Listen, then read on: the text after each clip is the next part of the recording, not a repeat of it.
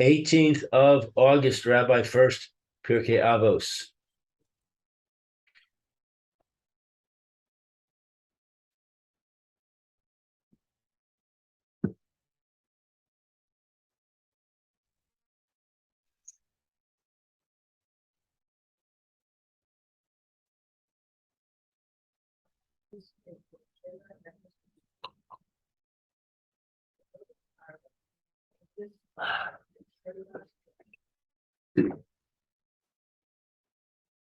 A winter's day.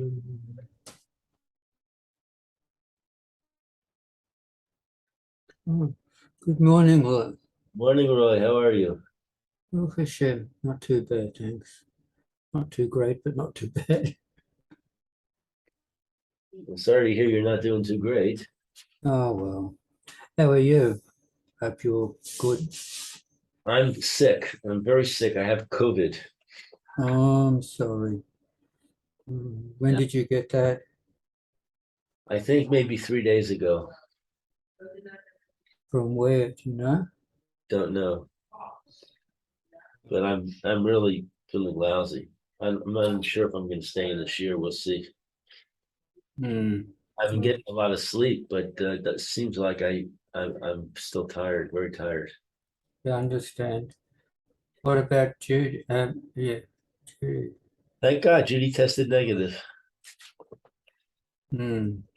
So what are you going to do? You've got to be in isolation. She'll be in isolation with you. Yeah, I guess so. I mean, we're staying separate, but Not going to help that much, perhaps. yeah, she'll probably get it, but so far she hasn't. Hmm.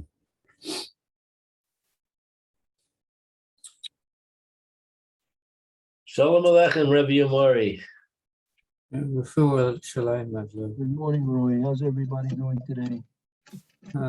Lou's not great. No? I'm sick, Rabbi. I have COVID. Hello? Oh, no. Oh, Shalem. How did you get that? I don't know. Thought you had your shots, and how many shots did you have? 4. Louis? Hold on a Yes. second. Yes. Okay, they want to make you an appointment for.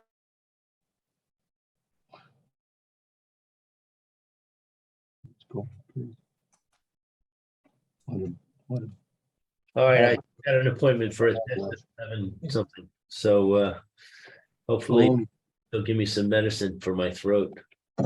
so how you feeling?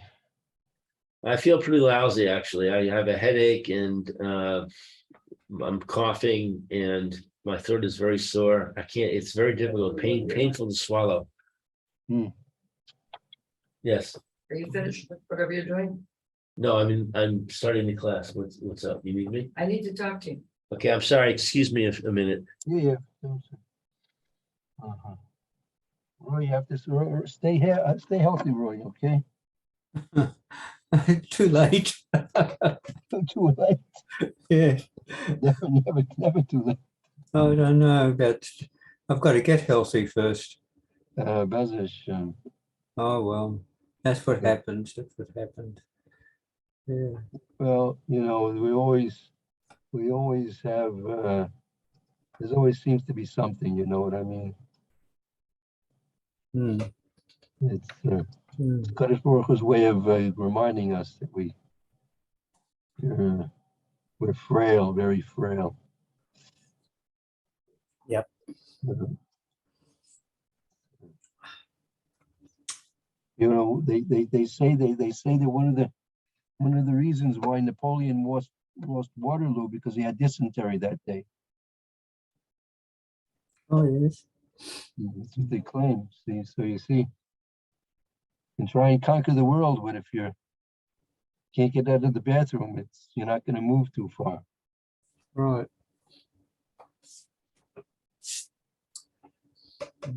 Anyway. Okay, I'm going to try. See, I'm going to see if I can't send you something here. It's better if you put it up on the screen. Oh, that's also, yeah, probably that might be easier and quicker. I'm still Yeah. looking to try and do it. Yeah, we don't have that safer. Okay. We will.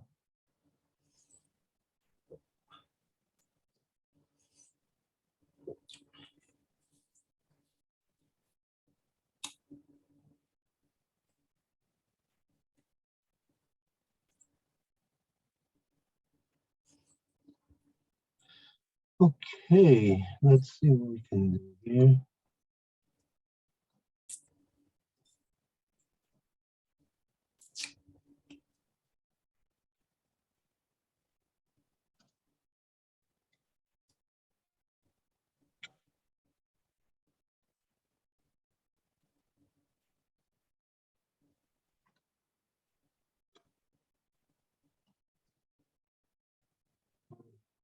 Right.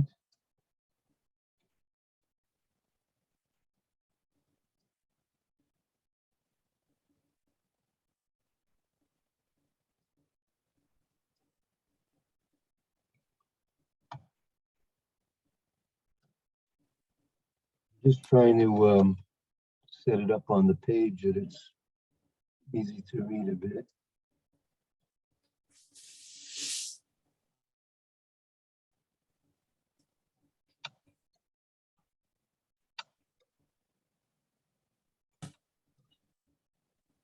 Okay, I'm back. Okay. I'm just getting ready to hopefully send it, put this, can send it, I can send it also maybe.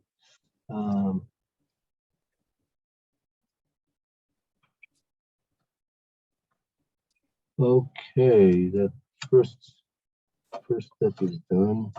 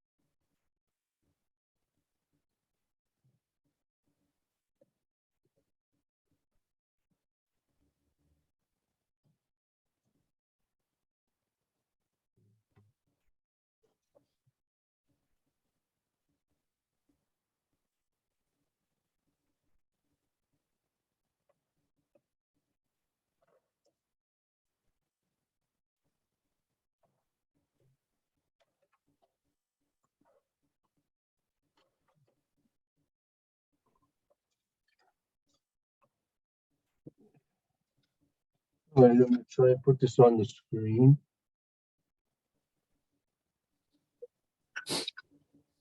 All right.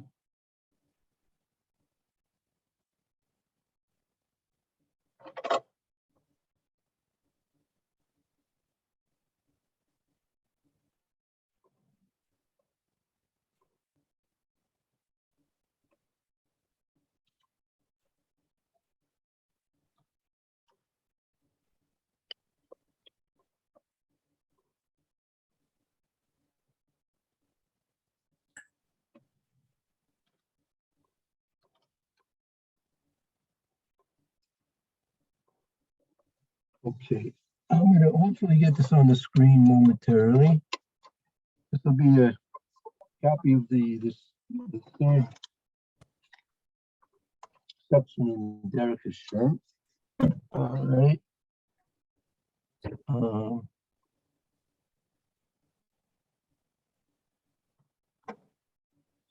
Who wrote it? Chaim Moshe Luzzatto, the same author as the Mesil Sisharim. Before or after? That is a good question. I'm not sure.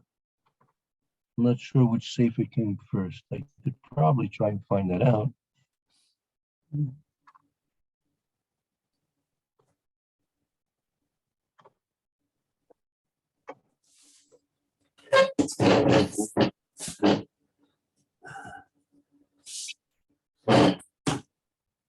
Oh, I'm wearing my glasses. Just looking for my glasses and I'm wearing them.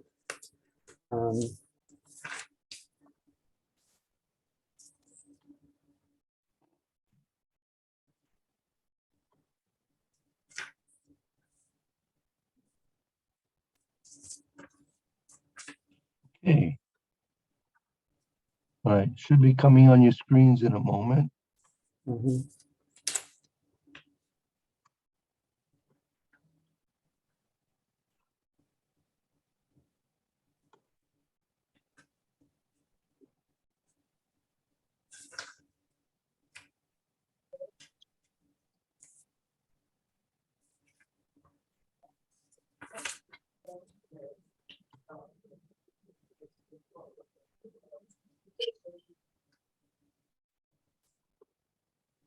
Okay. Should be there. Is it on your screen yet? Coming.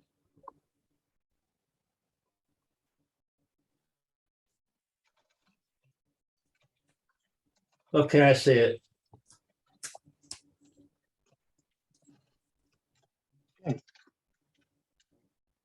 Hmm.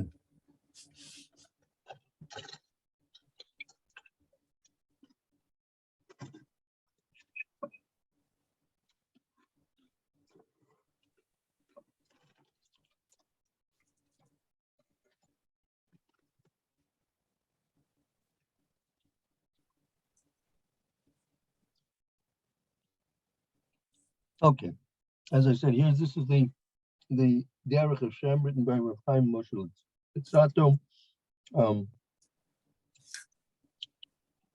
author of same author as Mesil Shishayim. And this is a sefer he wrote, Derech Hashem, otherwise known as the Way of God.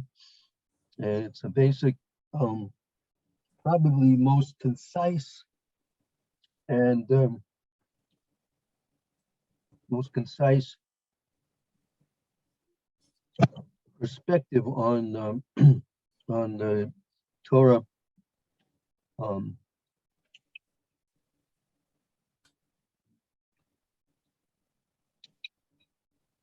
Then it's probably been written in the last 300 years or so.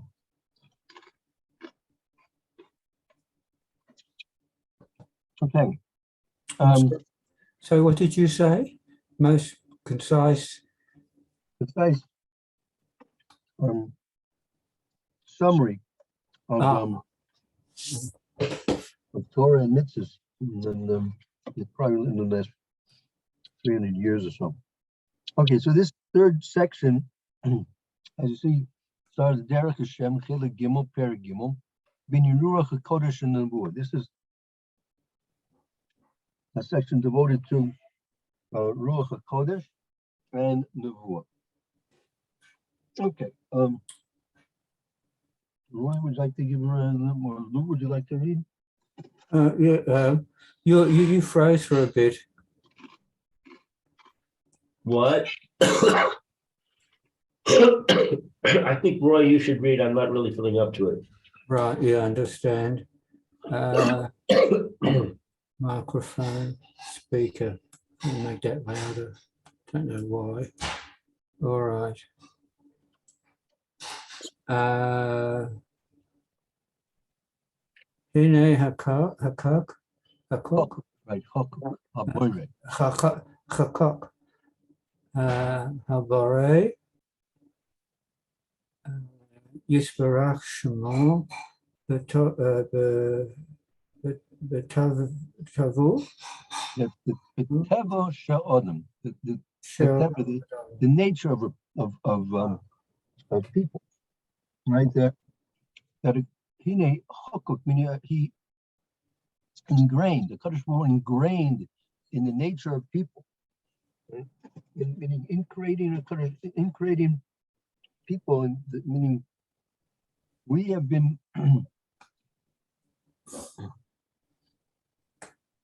ingrained within us the following ability. Shaya, Misalamad, Talmud,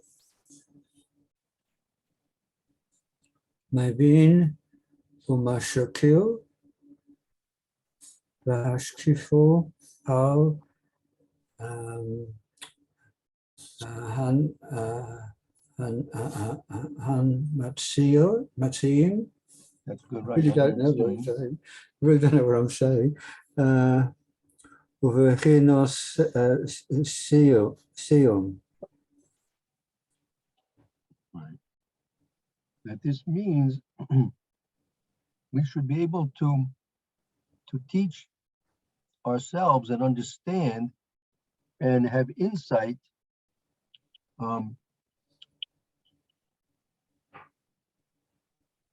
to gain knowledge of those things which we find ourselves surrounded by. Right? Kadosh Baruch has created man with the ability that we should be able to observe where and how we're living and the things around us. And through these observations, we should be able to come to certain conclusions and to teach ourselves certain things. All right. Umame,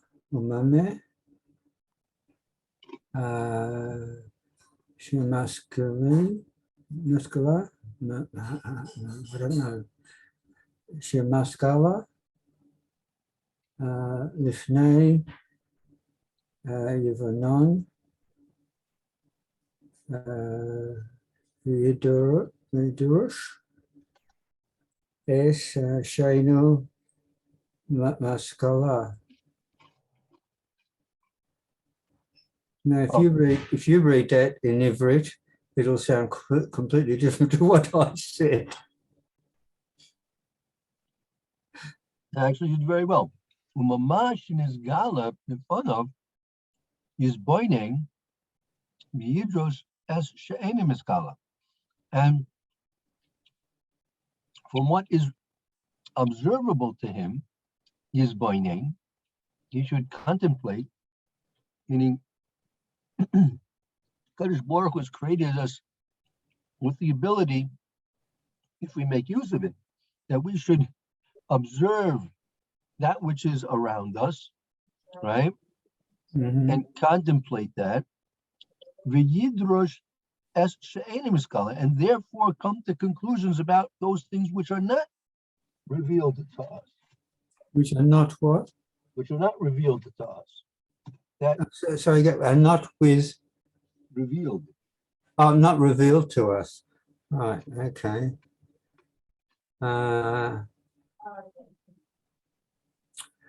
Ad sheishko v'amod olav usahu derech hashkola hatava hatavos hatavios.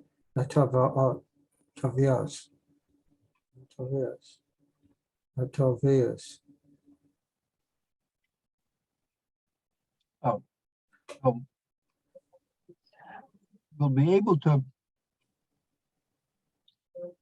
make observations of what's observable to us and make inferences from that about what we don't readily see and is not revealed to us until we establish things based on that. And this is the function, the process of our natural intelligence that HaKadosh Baruch Hu has given us.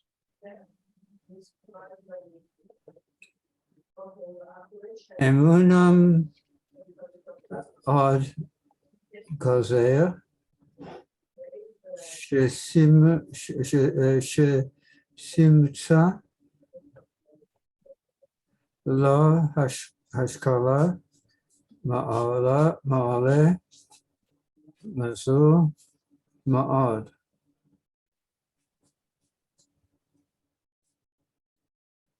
Amnon, however, Amnon means however.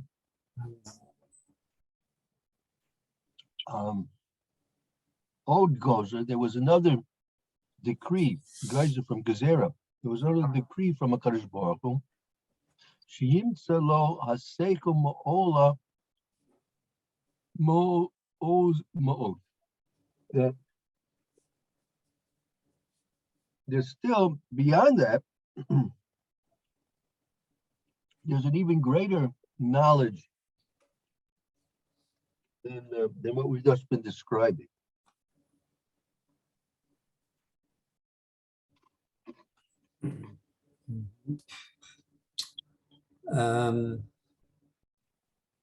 והיא השחרה, השכלה,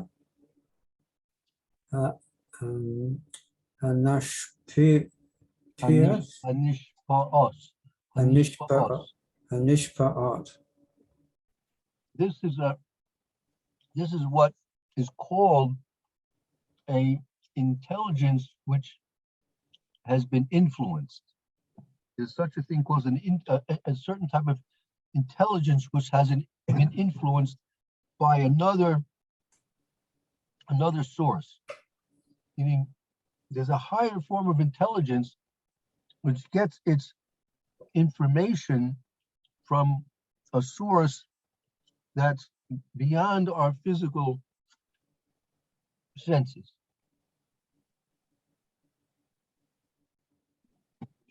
I mean, the normal way that we think and we function is based on our sensory experience. And based on sensory experience, we can build and create and come to conclusions based on sensory experience. But there's another aspect that the Kadosh Baruch Hu was allowed us to have, that we get a elevated, more enlightened type of intelligence, which gets its information from sources which are non-experiential. Right.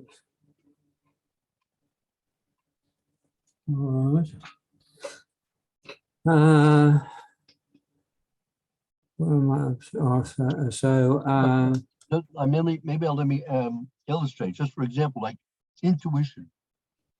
Right, intuition. So how would you categorize intuition in terms of these things we're discussing? You can't really say intuition is based on sensory experience, can you? Yes, because if I'm going to have an intuition about something, then I must have experienced, if not that itself, enough information so that that what I have what I intuit is understandable.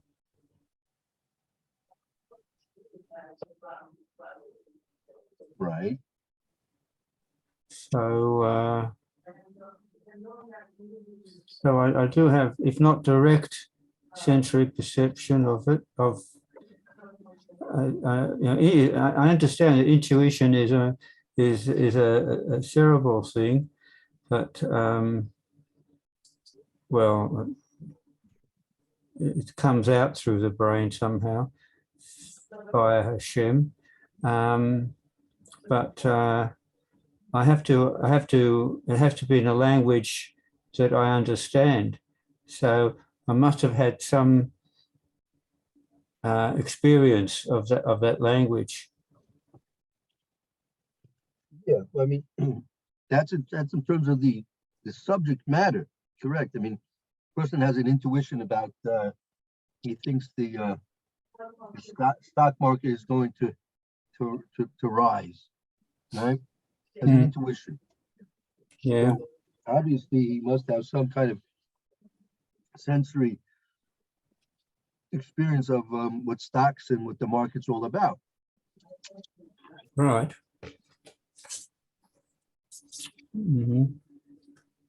But let's say you have somebody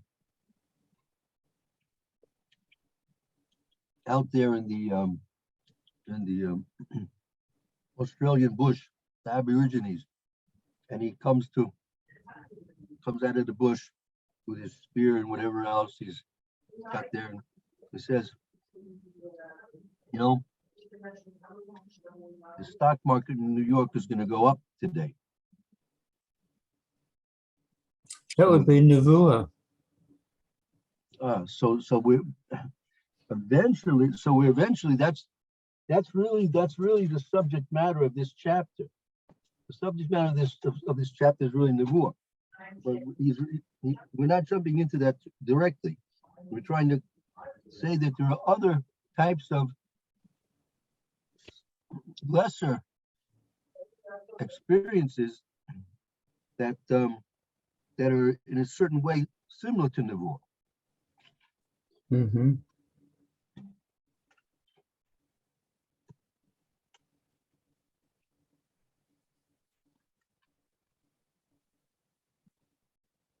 Okay, I need your phone.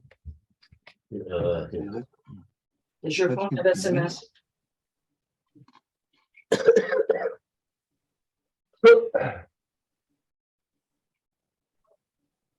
Is your phone registered with Mailheaded? Yes.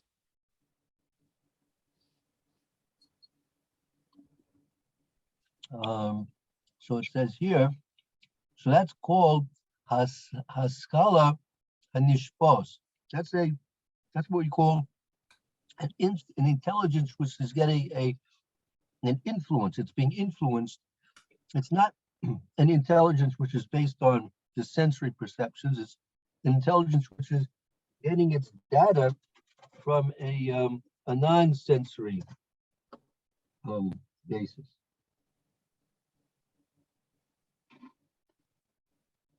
All right. Okay.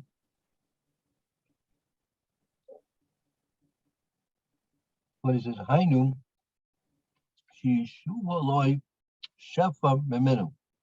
That it is a type of a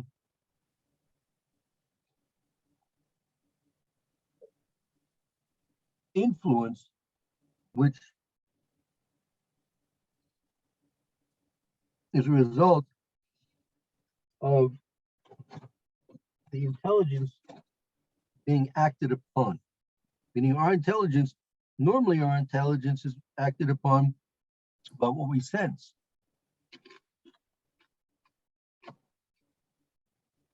But in this case, the influence is coming from something else.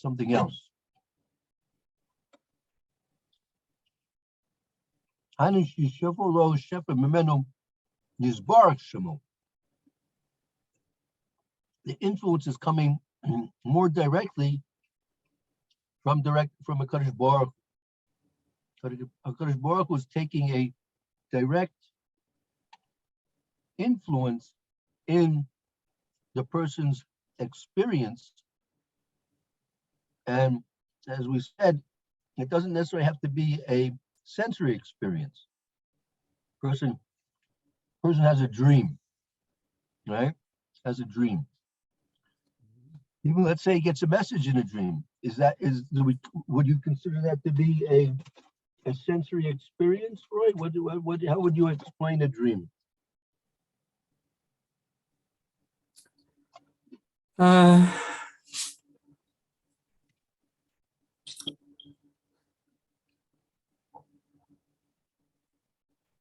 I think you would say it was a sensory experience because you feel something in the dream and your body reacts to it. So, for example, if there's something threatening, then you feel frightened in the dream, and your metabolism shows that, I think, understand. So that's sort of a sensory experience, but you can also have, I think, a non-sensory experience would be described as you have I don't know if I've got a word for it. I'm going to say a feeling, but that word itself is sensory. So if you have an intuition, you have an idea that of something that you can't even express, but you know what it is, So that would be non-sensory. And then if you put it into words, it's probably also non-sensory. So I don't know. So, for example, the prophets, the Nevi'im had an idea that that if we didn't follow Hashem, that Yerushalayim will be overrun. Did they, when they had that feeling, when they had that information, were they terrified, or did they feel anything, or did they just have it like an intuition, like an idea that without any consequent feeling about it? I don't know. And when I put it into words, that was probably non-sensory as well. I don't know. All right, I'm stuck, I think. Yeah. So it's hard to really know what they really experienced. How did they, I mean, the Ramchal in a certain way is going to discuss this a little bit about what the experience that a prophet goes through. Hmm. But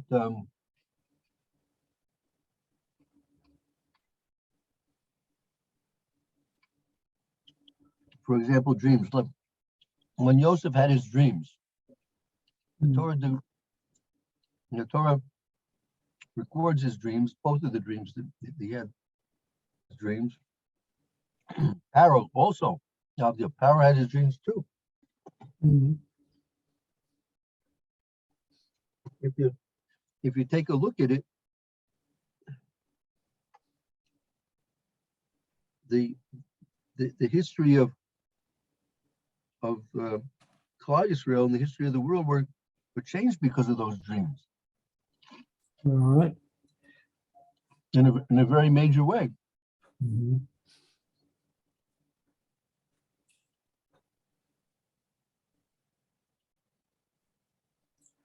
Joseph's dreams. Go ahead. Sorry, what were you going to say? No, I'm going to listen to what you have to say. Go ahead. Oh, thank you. I would imagine that Para was an onlooker, and Right. that Yosef was also an onlooker. He had no, but neither of them had any part of the dream, any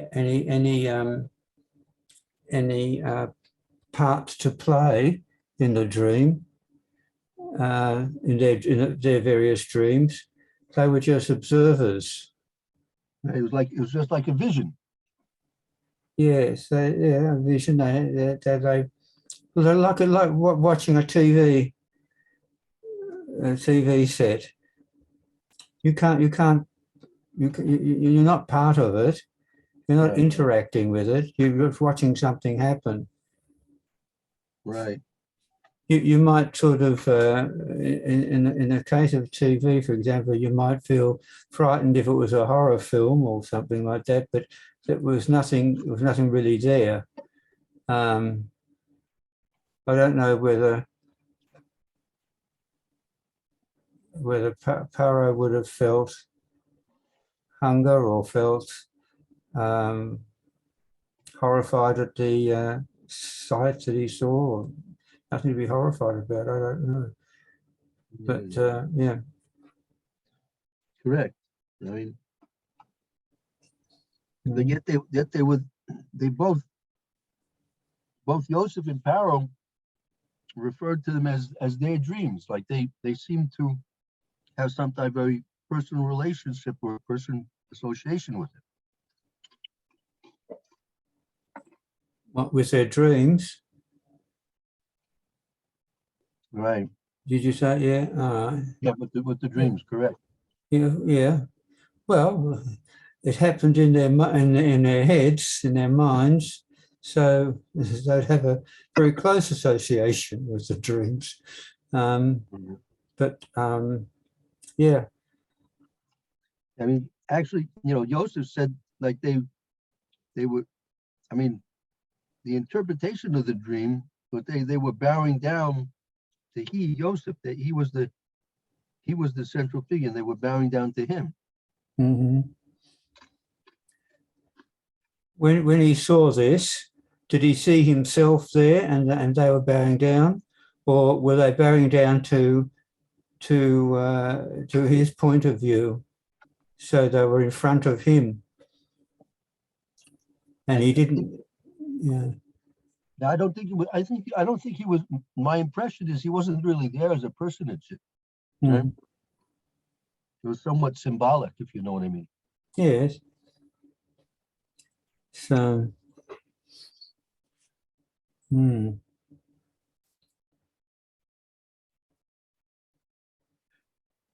Well, with Paro, what was he doing? Was he sitting on the riverbank while his dream was played out in front of him? Seems to be that he seemed to be like an observer by the riverbank there. Yeah. Or was he outside of the picture, like being outside the TV set? Right. So yeah, how did he relate to what was seen? Yeah. Let me take a look. Let's see. I just want to look at how it's worked out in the Pusset. 1 minute. Right, I'll say Borona for shots in that case. Right.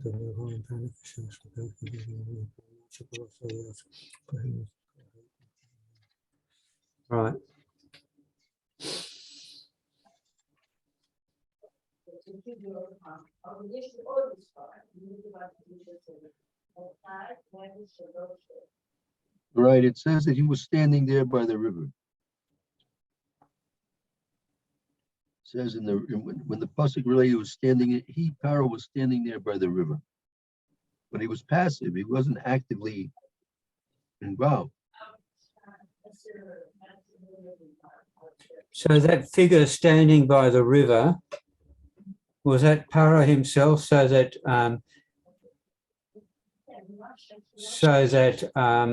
he didn't know what was behind him or to either side of him without turning around.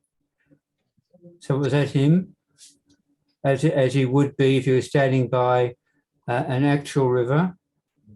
Couldn't see behind him unless he turned around, or was it that Paro was saw himself standing there?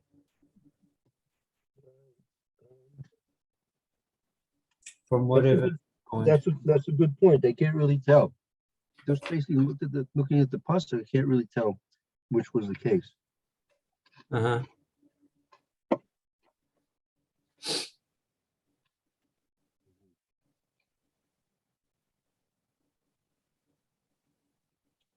All right, let's continue. All right. So My pointer has gone off the track. Where is it? Line 3. The third line toward the end, right in the middle of the third line. The Hainu Shishpoilo Shifamamenu Yisbarakshmo. Kadosh Baruch gives the person an influence. Kadosh Baruch is an influence in the person. Hainu Shir Shafar Lo Shefa Memenu Yisbarakshmo. Al Yadei Azer Amatzion Amatzim Right, very good. That's right. Shehachin Lazeh. Lou, I have a doctor on the phone. Come. That a Kadosh Baruch Hu is influencing the person Okay. by whatever medium is available. Could be very many different ways and avenues that our Kadosh Baruch Hu will bring this influence upon a person. Doesn't have to be the same way. It doesn't have to be any consistency in the way it comes about. All right. Uvagia, Hashafua, Hashefa. Hashefa, Uvahagia, Hashefa, Hahu, Al Shecharu. Al Sichlo, Miseko. Oh, Sichlo. Right. So this influence, the Shefa is an influence. This influence impinges upon the person's seichel.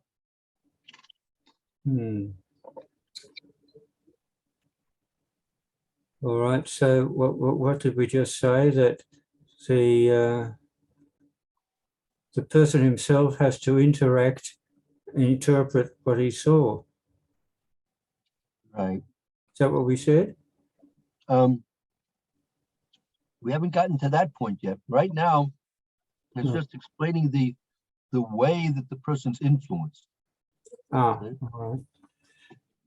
The influence is coming directly from a Kadosh Baruch Hu, Uh-huh. right? And the influence can come in different ways. It doesn't have to come in a consistent way.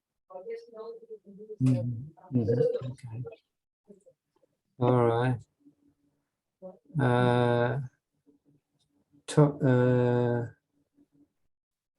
Sokave, Tukuva, or Judeas, Anin, Ma, Babarur,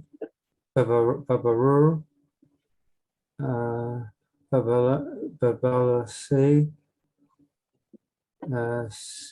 Sophic, Uvabalasi, Taught.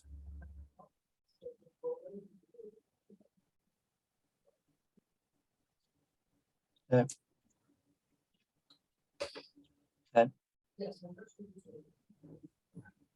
just got to notice my internet is unstable. Anyway, so what did I just read? Al Yedei Ezem Tzvayshim Hechelo, right? But Shefa, let's say when this influence interacts with the person's intelligence, Takubo Yedias Inyan Ma Abibur, Bilti Suffolk, they'll be imprinted on his, they'll be fixed in his, it'll be fixed in his knowledge with clarity, without any doubt.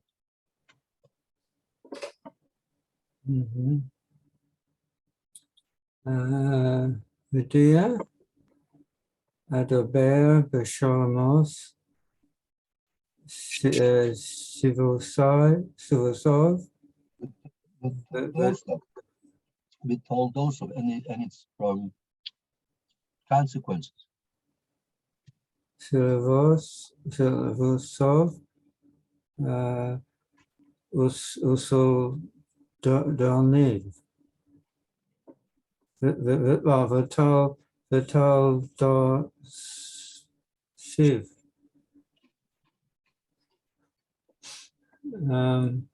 Kol Davar, B'madar Madregasom, B'madregasom. B'dare B'dabar B'madregasu V'inyan Ze Nikol Ruach HaKodesh. This is what's known as Ruach HaKodesh. Now, Ruach HaKodesh is not exactly prophecy. It has certain things in common with prophecy, but it's not exactly prophecy. Well, we'll discuss more about that, I guess, next time. Okay. And I guess tomorrow's Erev Shabbos. I guess we'll say something about the Parshas of Shavua tomorrow. Okay. All right. Okay. Mitzvah Shem, Lou will be feeling a bit better. Yeah, I hope so. Yeah, wasn't it Shabbos just the other day? Shabbos was just the other day, right? Yeah, I mean, sort of like 1 or 2 days ago, or yesterday even, I don't know. It comes so quickly. I didn't realize it was Thursday. Yep. It goes fast. Very true.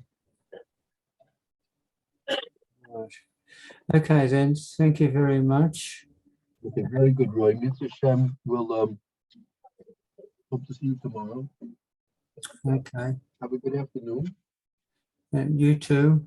And Lou, if you can hear me, Furst Shalema. Yeah, I'm not sure if he's in earshot. Maybe he's not in earshot. Okay. All Okay, right, Roy. Thank you. We'll see you bye. tomorrow. Have a good afternoon. Bye.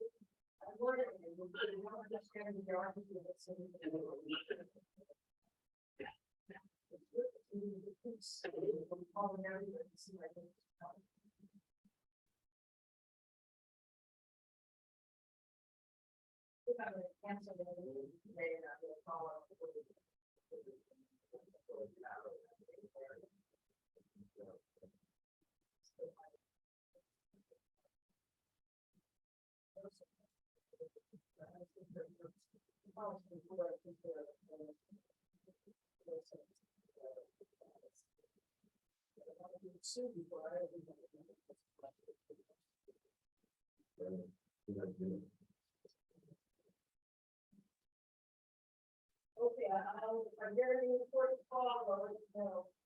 Is your phone ringer on? All right, Is your phone ringer on? Is the ringer on your phone on? yes, it is. Okay, all right, so I'll just watch on this. If I get-